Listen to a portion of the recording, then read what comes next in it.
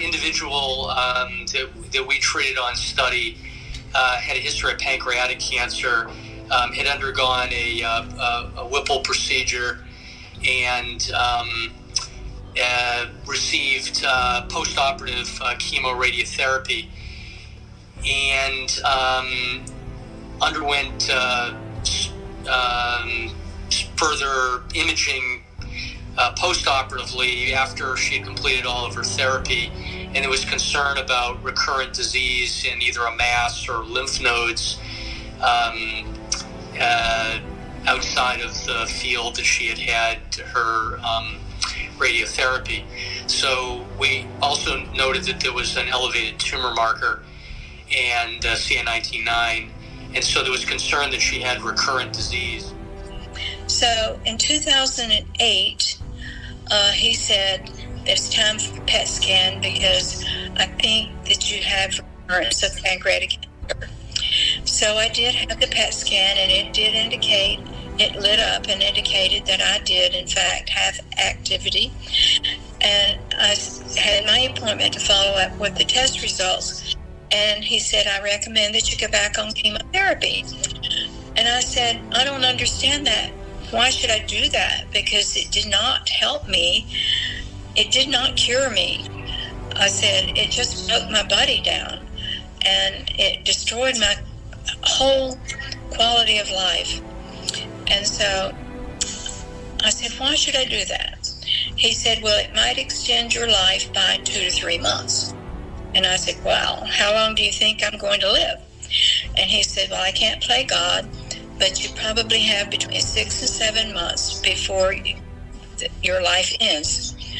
And I said, oh, well, I'm not going to spend my last 6 or 7 months on this planet taking chemotherapy. I'll just go home and live my life out happily ever after.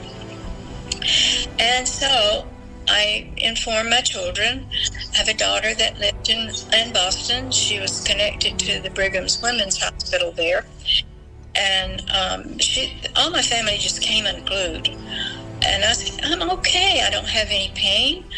I'm just going to live a peaceful life for the next 6 or 8 months. My daughter, Tess, researched treatments for me, and we came across the Rexin G.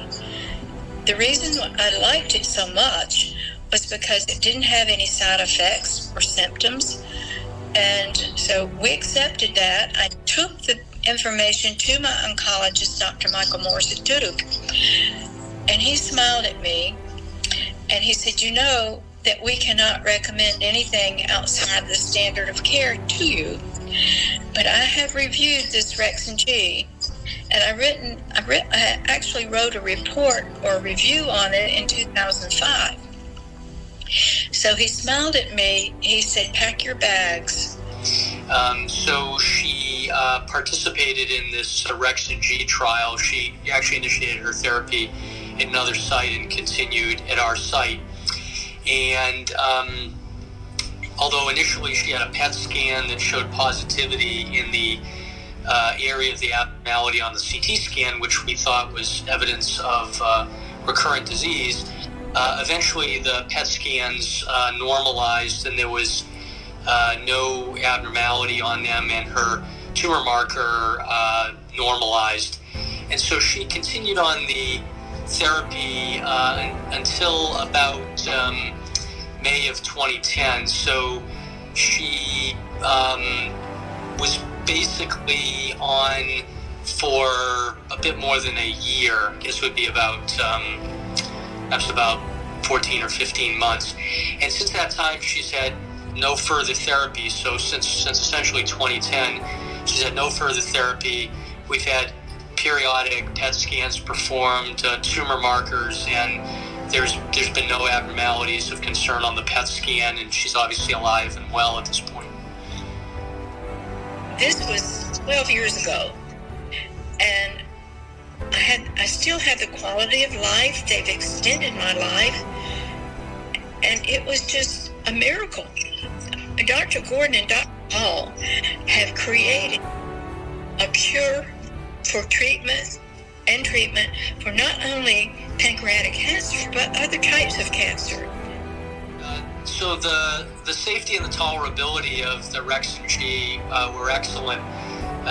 It was administered without any difficulties. There were no reactions during the therapy. There have been no long-term side effects or toxicities, and the quality of life was excellent during the treatments and since that time.